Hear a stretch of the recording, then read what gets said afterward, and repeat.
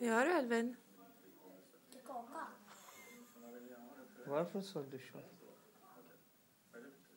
Vad kan det vara? Jag tycker inte om kakan. Varför? Och jag tar chokladen. Chokladen?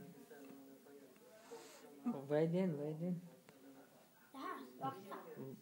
Vatten eller? Nej. Saft.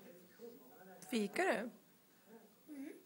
Du skulle ju inte fika någonting idag. Varför fikar du då? Du skulle inte äta hela tiden. Den är bra. Prova. Ja, Är du hungrig eller?